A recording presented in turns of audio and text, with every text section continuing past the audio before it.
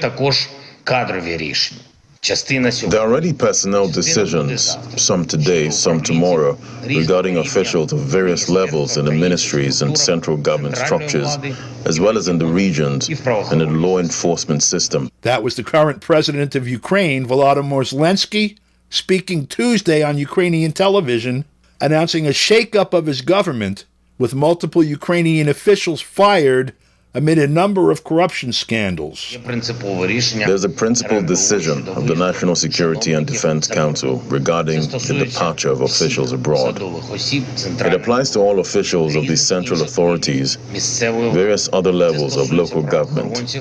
It applies to law enforcement officials, people's deputies, prosecutors, and all those who have to work for the state and within the state.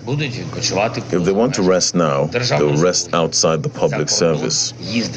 Officials will no longer be able to travel abroad for vacation or for some other non-governmental purpose. That followed by less than a week the killing of Interior Minister Denis Monastyrsky, who oversaw Ukraine's police and emergency services.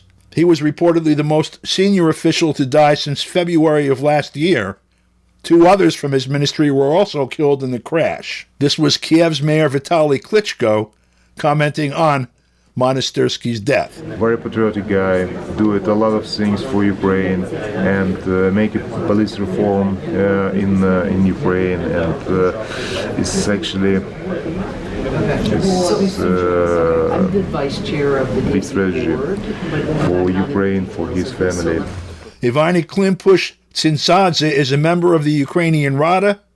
She had this to say about the implications for the government going forward after the death of the interior minister. This is a tragedy that is about decapitation of the Ukrainian ministry, and it will also be it is a serious blow to the government as such.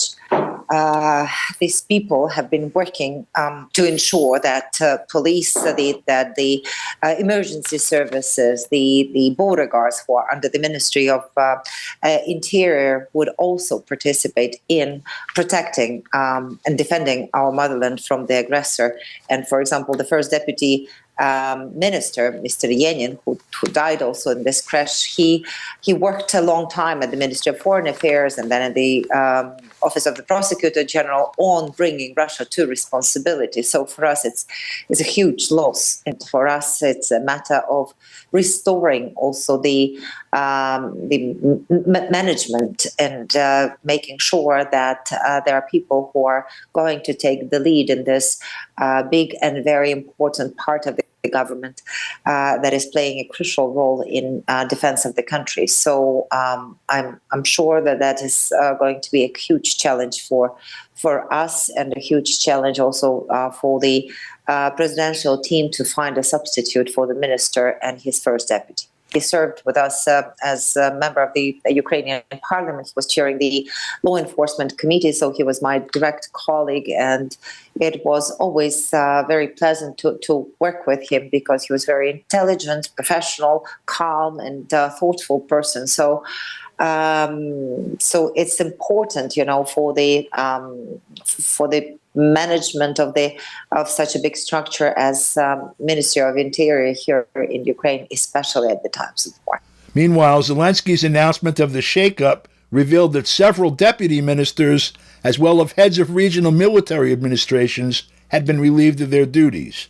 He called it an ongoing reshuffle in his daily video address that he said would affect officials, quote, on different levels in ministries and other bodies of central and provincial authority and law enforcement, closed quote. Announced thus far was the dismissal of the defense minister, Vyacheslav Shapovalov, the deputy social policy minister, Vitaly Muzchenko, and 2 deputies of the Ministry of Regional Development, Vyacheslav Negoda and Ivan Lukurya. Shortly before the government announcement, Shapovalov himself announced his own resignation, which was immediately accepted by his boss, Alexei Reznikov. That move was prompted by an ongoing graft scandal within the ministry for the alleged procurement of food for troops at highly inflated prices. According to a media investigation that emerged over the weekend in Ukraine, various foodstuffs for the military ended up costing several times more than the average retail prices. Reznikov rejected the allegations of corruption, stating that the documents cited in the investigation were inaccurate and that some of the prices were inflated due to a, quote, technical error, closed quote. The minister also dismissed comparisons with consumer prices, insisting that military procurement includes costs that retail does not. Apart from the deputy ministers, the government has also dismissed multiple heads of regional military administrations, including Alexei Kuleba, the head of the Kiev region. According to reports by some Ukrainian outlets, Kuleba is poised to replace Zelensky's deputy chief of staff, Kirill Tymoshenko, who resigned earlier Tuesday. Deputy Prosecutor General Alexei Simonenko became another victim of the reshuffle. He was dismissed on Tuesday as well. He became embroiled in a public scandal earlier this month after spending the New Year's holidays in Spain. Aside from the bad publicity being caught relaxing at a foreign resort during the ongoing military conflict, Simonenko faced allegations of corruption as he purportedly used the car of a wealthy business person with a security detail hired by its owner during the vacation. Meanwhile, Ukrainian troops were reportedly suffering heavy casualties on Tuesday in an unsuccessful offensive near the southern Donbass town of Ugledar. According to RT, sources on the ground said Tuesday that Ukrainian troops using unarmored vehicles and old U.S.-made M113 armored personnel carriers attempted and failed to advance on Russian positions, ultimately coming under heavy artillery fire while trying to fall back.